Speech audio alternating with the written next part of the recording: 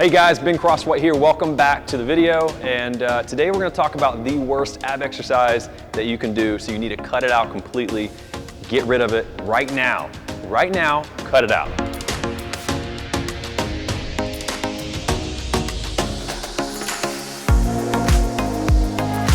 All right, so if you guessed the sit-up, you are correct. The sit-up is one of the worst ab exercises you can do for the back, and I'm going to explain why.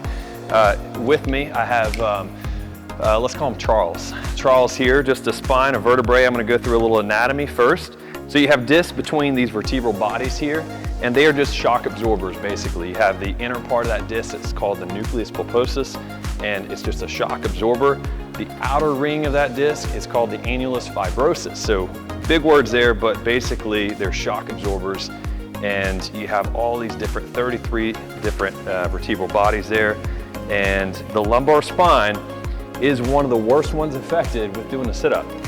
So when you do the sit-up and you put your feet, just like I had done, under something, dumbbells or under a rack or something of that sort, you're gonna engage that psoas muscle a lot more. So it's gonna tighten the psoas, it's not gonna put as much pressure on the abdominal wall, and you're really gonna overactivate that psoas muscle. So that's number one. Two is when you put your feet under something to support and pull yourself up, you're putting a lot more pressure on your lumbar spine.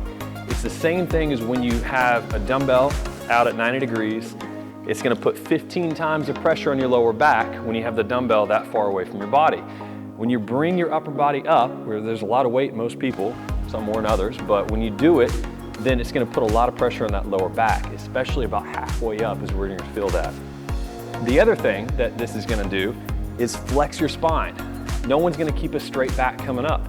And you know, honestly, that is a little bit more pressure on the back, but the flexion is where a lot of the issues arise, because what happens, let's say Charles here, Charles is doing a sit-up, comes up, flexes forward.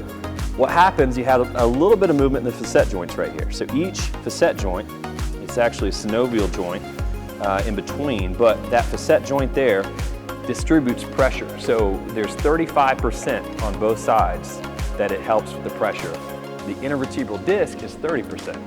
So that's 100% total, but 35. Now when you do the sit-up and you flex, you start taking pressure off the facet joints, put it more on the disc, and in that flexion position, you're wedging the disc back. If you know much about anatomy of the spine, you know that the cross-sectional fibers of the outer ring of that disc that are going across this way to help keep the nucleus together and inside without protruding out, which is a herniated disc.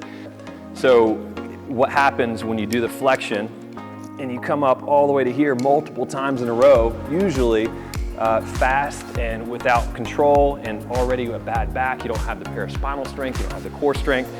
All of that motion here is wedging the disc backwards, and it's putting it pressure back on the part of the disc that is really the thinnest and most susceptible to herniations and prolapses. So that's why, a majority reason why this is one of the worst things. I think I broke them here, that's okay. It shows you how bad it is. I even broke the spine model. That's how bad this flexion is for you.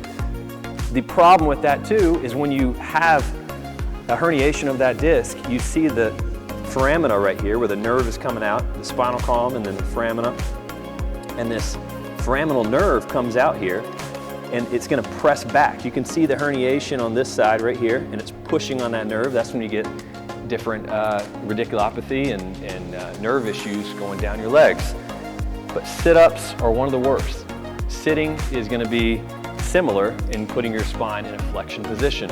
Spines are not meant to be flexed for long periods of time. So when people try to reason saying that our bodies are meant to flex, that's what the joints are for, they're not.